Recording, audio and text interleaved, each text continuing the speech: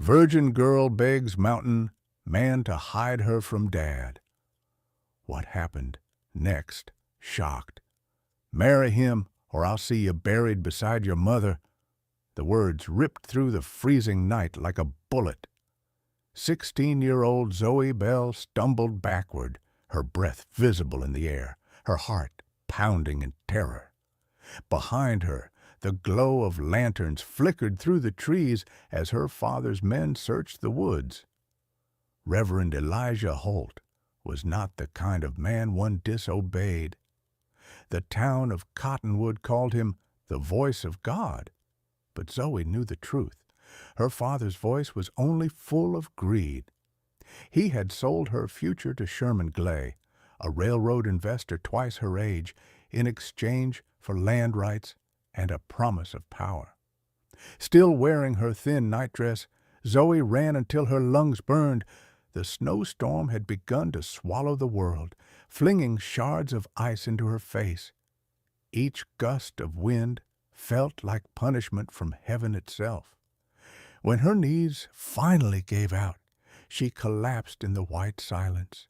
"Please," she whispered into the storm, "God, if you won't help me, send someone who will." Then a sound. A dog barked in the distance. Through the curtain of snow, a cabin's faint light appeared. She dragged herself toward it, numb and half blind. By the time she reached the door, she could barely lift her hand to knock. The door swung open before she could. A tall man filled the frame, broad-shouldered, bearded, with cold gray eyes and a scar across his cheek. His expression was unreadable, shadowed by the firelight behind him. Zoe gasped, clutching her chest. "Please," she stammered, voice trembling. "They're coming for me. Please, sir, hide me." For a long moment he said nothing. Then, with a voice deep as thunder, the stranger answered, "Get inside before you freeze to death." And that was the night Zoe Bell met Isaac McCrae, the mountain man who would risk everything to save her. The cabin was warm, filled with the scent of burning pine and something faintly metallic. Gun oil, perhaps. Zoe stumbled inside, the door closing behind her with a heavy thud that seemed to shut out the world. Her teeth chattered uncontrollably as she stood there, soaked and shaking. The man who had saved her, Isaac McCrae, didn't say a word at first. He set a kettle over the fire, the flames throwing gold and amber light across the sharp planes of his face. "Sit," he finally said. His voice was rough but not unkind. She hesitated, then obeyed, clutching a wool blanket he tossed over her shoulders. "I'm sorry," she whispered. "I didn't mean to intrude. I just didn't know where else to go." Isaac didn't look at her. "Nobody comes this far into the pines by accident," he said quietly. "Who's chasing you?" Zoe hesitated, eyes flickering toward the window. The snow outside howled like something alive. "My father," she finally said. "He wants to sell me." Isaac's head turned sharply, his expression darkening. "He's a preacher," Zoe continued, her voice trembling. "Reverend Elijah Holt. He says it's God's will I marry Sherman Glay, a man older than him. But it isn't God. It's greed. They want my mother's land, the 40 acres by Cottonwood Creek. It's all tied to the railroad." Isaac's jaw clenched. He knew the name Glay. Everyone in the Dakota Territory did. The railroad men had carved up the land, paying off anyone who'd sell or silencing those who wouldn't. Zoe lowered her gaze. "My mother died 2 years ago. She left me that land in her will. I found the deed in her Bible last month. When my father discovered it, he said a girl like me didn't deserve to own anything." The firelight flickered over Isaac's face, revealing the shadow of something painful in his eyes. "You're sure it's legal?" She nodded. Her name was Margaret Holt before she married him. It's signed and sealed. Isaac leaned back, exhaling slowly. That's why they want you married. Once you take his husband's name, the deed transfers. Zoe's voice cracked. If I go back, I'll never see daylight again. For the first time, Isaac met her gaze fully. His eyes were steel gray, unreadable, but steady. Then you're not going back? Zoe stared at him, unsure if she'd heard correctly. You mean I can stay? He nodded once. For now, until the snow stops. You'll be safe here. Safe. It was a word she hadn't believed in for years. As the night deepened, Isaac gave her a plate of venison stew and a small corner of the bed near the fire. He took the chair himself, rifle across his knees. When she drifted into sleep, she caught a final glimpse of him, sitting silently, watching the storm as though it carried ghosts only he could see. Outside, the wind screamed across the mountains. Inside, for the first time in her life, Zoe slept without fear. But deep in the woods, lanterns still flickered, and her father's men were not far behind. By dawn, the storm had softened to a whisper. The forest lay buried in white silence, snow heavy on every branch. Inside the cabin, the fire had burned low. Zoe awoke to the smell of coffee and wood smoke, and the sound of Isaac moving about quietly like a shadow. He was packing a saddlebag. A rifle leaned against the table, freshly cleaned. "Are you leaving?" she asked, voice still hoarse from sleep. Isaac glanced at her. "No, we are." She pushed herself up, clutching the blanket. "Why? You said I was safe here." "Not for long," he replied. "Tracks in the snow lead straight to this cabin. They'll find it by noon." Her heart skipped. "Then where?" He met her gaze. "There's an old mining camp north of here, up the ridge. Takes half a day on horseback. If we move fast, we can lose them in the pass." Zoe hesitated, fear gripping her chest. She wasn't built for the wild. Her hands were soft, her legs weak from years of confinement. But the look in Isaac's eyes left no room for argument. "I'll try," she whispered. Isaac nodded once. "That's all I ask." The ride was brutal. The mountain wind tore at her hair, the cold biting through every layer of fabric. Zoe clung to Isaac's broad back, her cheek pressed against his coat, feeling the steady rhythm of his breath.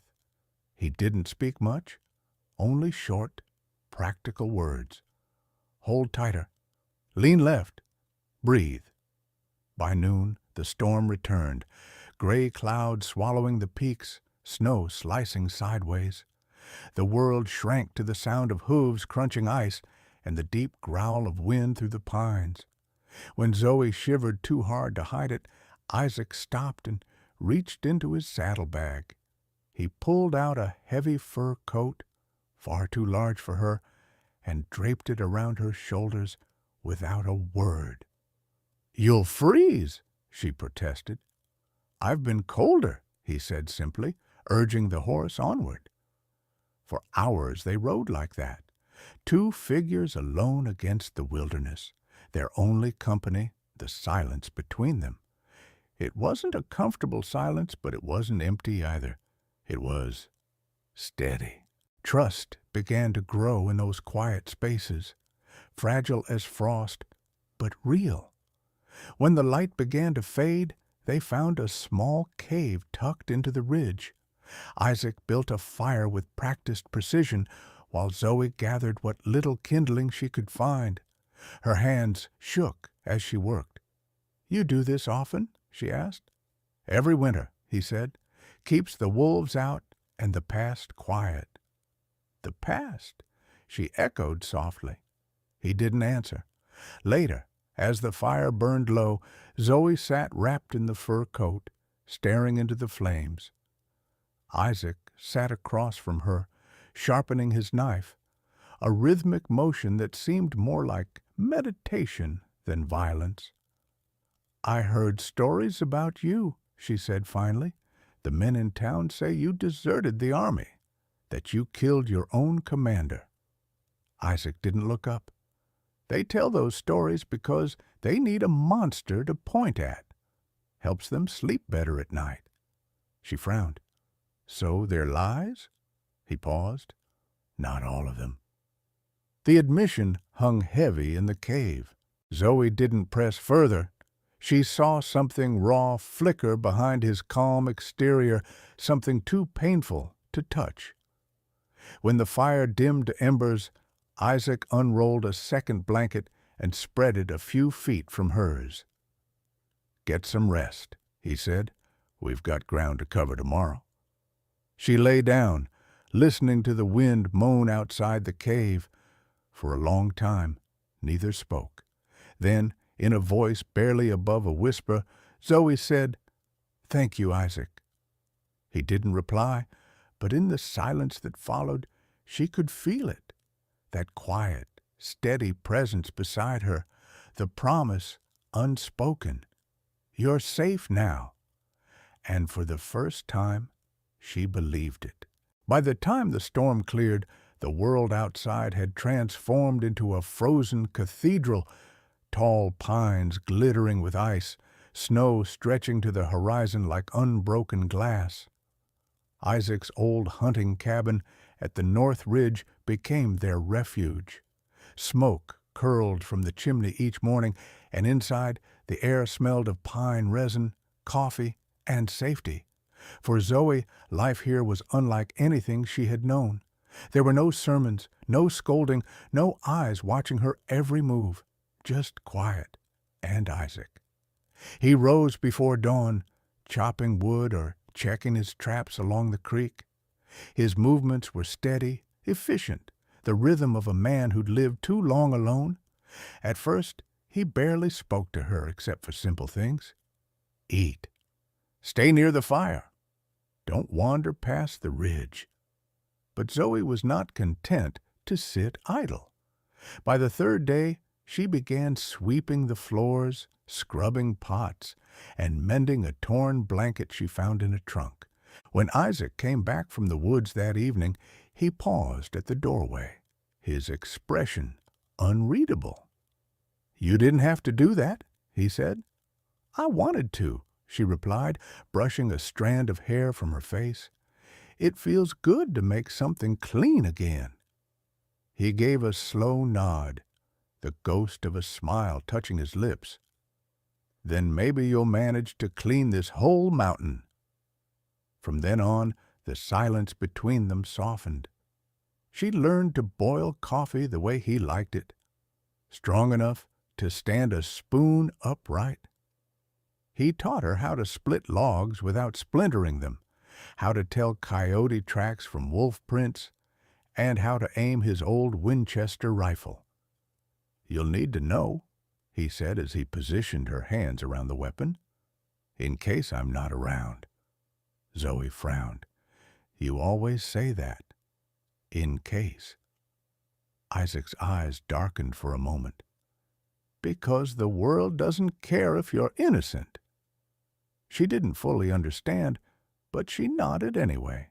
That night, she cooked stew with venison and wild carrots. Isaac ate in silence, occasionally glancing up as if unsure how to exist in someone else's company. When she caught him looking, he cleared his throat and muttered, "You cook better than any camp hand I ever hired." Zoe smiled. "I'll take that as a compliment." "It was one," he said quietly. After dinner, she read aloud from an old Bible she found on the shelf, her mother's favorite psalms, the ones about mercy and strength. Isaac sat by the fire, pretending to whittle, but his hand stilled as she read. When she finished, there was a long pause. "You still believe?" he asked finally. "In God?" She thought for a moment. "I don't know. I think I still believe in goodness, and maybe that's close enough." Isaac didn't answer, but his jaw eased. Maybe it is. Days passed into weeks. The snow outside began to thaw, and the first hints of spring whispered through the pines. They grew comfortable in their small routines. The clatter of pots, the hum of firewood splitting, the murmur of two voices learning to share silence. Yet, beneath that peace, a quiet tension lived. Every time their hands brushed, passing a cup, steadying a rifle, Zoe's heart fluttered with something she couldn't name. And every time it happened, Isaac would step back, his face shadowed with guilt.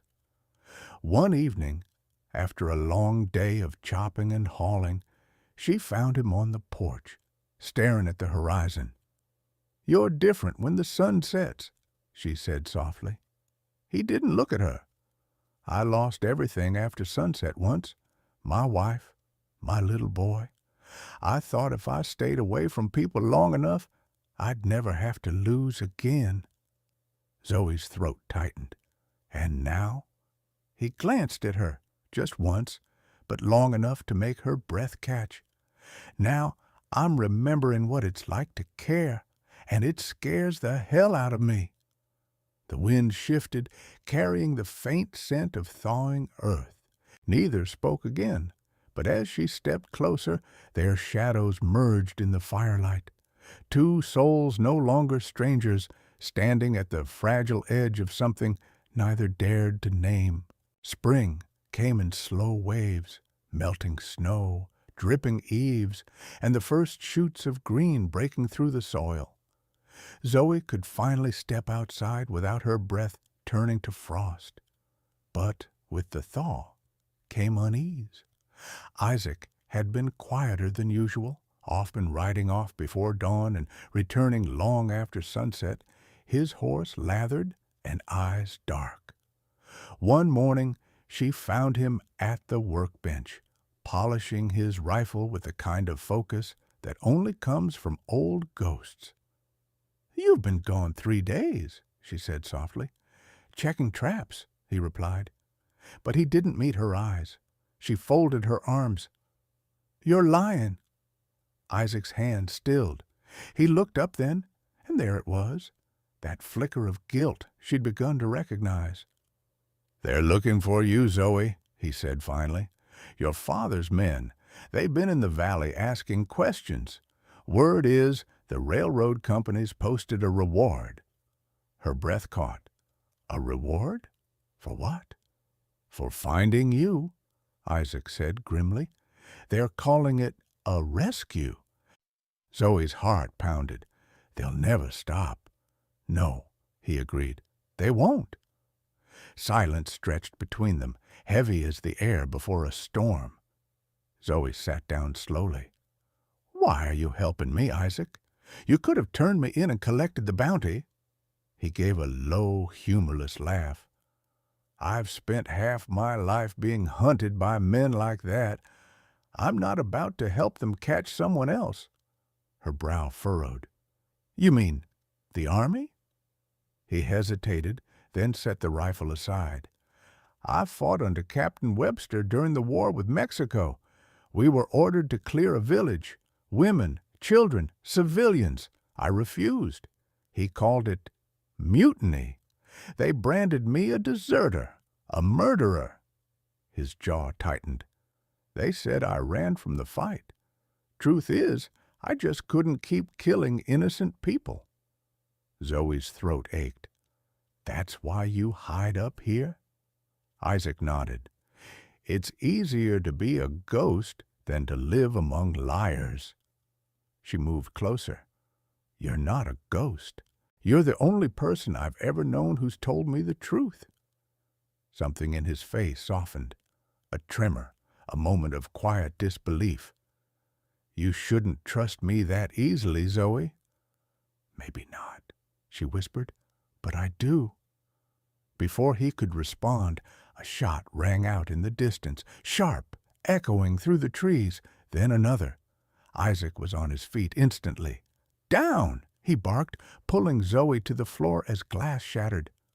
A bullet whistled through the cabin window, splintering the table. "Stay behind the hearth," he ordered, grabbing his rifle.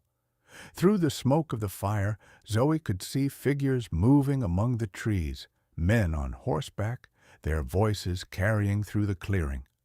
"McCrae!" one shouted. "Hand over the girl, and we'll let you live!" Isaac fired once, a warning shot that cracked like thunder. The men scattered, ducking for cover. When the noise faded, he turned back to her. "They'll circle around.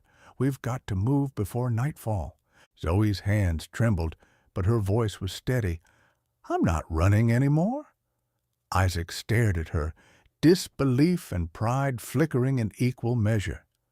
"Zoe, no," she said firmly. "I'm done being someone's bargaining chip. That land is mine, and I'm going to prove it." He studied her a moment longer, then gave a slow nod. "Then we'll do it your way." That night, they packed their supplies and prepared to leave for Denver, where the deed could be registered under her name before anyone could steal it. As they saddled the horse under a rising moon, Zoe glanced at him. "Isaac?" "Yeah?" "If we survive this, what happens then?" He paused, looking at her through the cold silver light. "Then I stop running," he said quietly, "and maybe we both start living." And somewhere deep inside, Zoe knew she was no longer just being protected. She was being believed in. The church bells rang across Cottonwood like a call to judgment. Outside, wagons lined the muddy street, and townsfolk crowded at the doors, whispering rumors of a wedding. Inside, candles burned on every pew, flickering over the white veil draped across the altar. It wasn't a wedding of love. It was a transaction. Reverend Elijah Holt stood tall at the pulpit, his Bible clutched like a weapon. Beside him, James Morton, the slick railroad man with silver cufflinks and a serpent smile, waited impatiently. "She'll be here," Holt said, his voice carrying over the murmurs. "My daughter knows the wages of disobedience." But the church doors burst open before he could speak another word. Isaac McCrae strode in, his coat torn, his arm bandaged, eyes burning with purpose. Behind him, Zoe, no longer the frightened girl who had fled into the storm, but a young woman standing tall, clutching a folder of papers in her trembling hands. "Then let's talk about disobedience, Father," Zoe said, her voice ringing through the sanctuary. Gasps filled the air. Elijah's face turned crimson. "Zoe," he thundered, "you shame yourself walking in here with that man." Isaac stepped forward. "That man just saved your daughter from being sold like cattle." Holt's lips twisted. "You dare lecture me about sin? You, a deserter, a killer." "I refuse to murder innocents," Isaac interrupted, "same as I'm refusing to let you destroy your own child." Zoe opened the folder, her hands shaking, but her voice steady. "This is my mother's deed, signed and notarized by the county registrar before she died. The land at Cottonwood Creek belongs to me, not to you, not to the railroad." Morton stepped forward, sneering. "That land feeds half the valley, girl. You think a piece of paper will stop progress?" "No," she said, eyes flashing, "but justice will." From the back of the church, another voice rose, strong, clear, and unexpected. "She's telling the truth." It was Silas Sullivan, the old rancher. Behind him stood Max Cooper, a scarred man holding a satchel of documents. "We've got proof," he said, tossing the papers onto the altar. "Letters from Captain Webster, the same man who framed McCrae for desertion, the same one who partnered with your railroad friends to forge deeds." The crowd murmured. confusion spreading into anger. Morton blanched. Zoe turned to her father. You used God's name to justify greed. You called it duty. But it was always about you. For the first time, Elijah Holt had no words. His hand trembled, the Bible slipping from his grasp. Isaac stepped to Zoe's side, his voice low but resolute. It ends today. The sheriff, until now silent, raised a hand. She's right. The land deed stands legal and binding, and Reverend Holt, he nodded toward the papers. Looks like you've got explaining to do. The church fell into stunned silence as the preacher, once untouchable, was led away in shame. Zoe turned to Isaac, tears glinting in her eyes. It's over. He looked at her, his scar catching the candlelight. No, Zoe, it's beginning. And as the bells tolled once more, not for a wedding of coercion, but for freedom hard won, the people of Cottonwood watched a new kind of covenant form, not written on paper, but sealed in courage, truth, and love. Weeks passed before Cottonwood found its calm again. The snow melted from the rooftops, and the creek behind Zoe's cabin sang with spring water, carrying away the last trace of winter and deceit. The scandal of Reverend Holt's fall spread through the valley, but so did something else, respect. People began to speak differently about Zoe Bell and Isaac McCrae. No longer whispers of sin or scandal. Now, when the townsfolk saw them ride into town together, they nodded, some out of shame, others out of admiration. Zoe used her mother's land not for profit, but for healing. She opened a small clinic by the water, tending to the sick and the broken, using the herbal knowledge Isaac had taught her. Her once trembling hands grew steady, strong enough to heal, gentle enough to comfort. Isaac, though still wary of crowds, began helping the townsmen rebuild after the railroad's retreat. He was no longer the deserter. He was the man who had stood up for what was right when no one else dared.